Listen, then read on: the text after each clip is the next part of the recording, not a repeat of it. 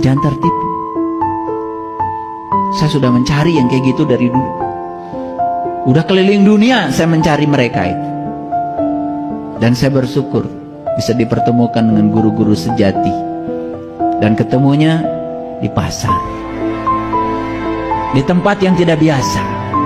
Karena orang yang semacam itu tidak pernah menampakkan dirinya. Makanya di dalam sebuah hadis qudsi Allah mengatakan, para waliku ada di bawah naunganku, dan tidak ada yang mengenal seorang wali tanpa seizinku. Karena dia adalah manusia biasa, tidak tahu apa-apa, tidak bisa apa-apa, tidak punya apa-apa, bahkan tidak merasa sebagai siapa-siapa.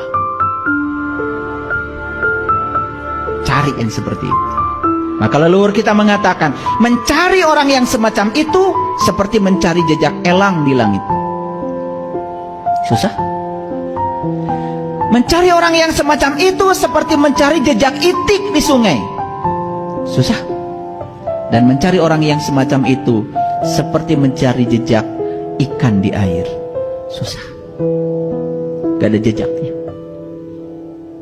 Kalau bukan karena takdir Allah, cinta kasih Allah, gak akan ketemu.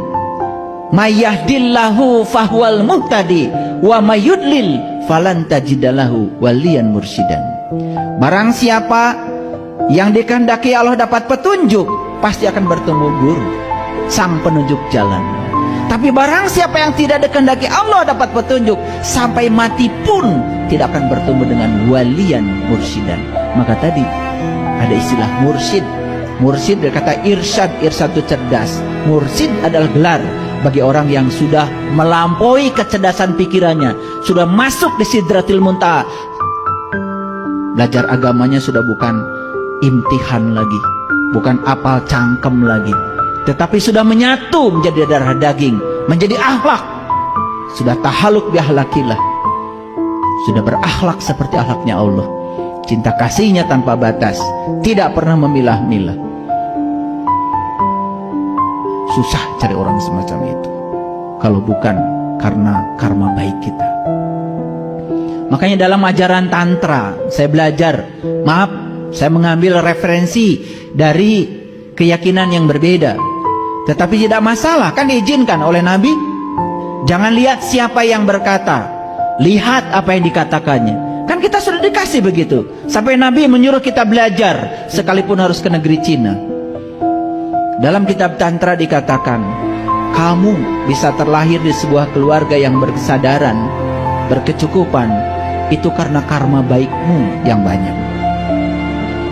Tetapi untuk bisa bertemu guru yang mursyid, yang bisa mengantarkan kamu untuk kembali kepada jati dirimu, sehingga kamu menemukan kesadaran murnimu, harus punya karma yang lebih banyak lagi.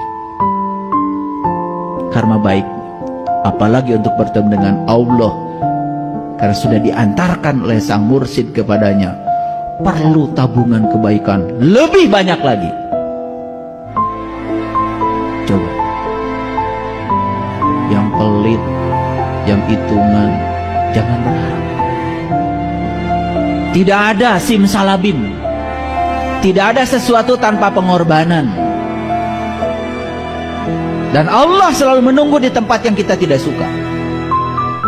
Coba, begitu ada yang kita tidak suka dalam hidup, pasti kita tolak, bukan? Pasti marah, bukan?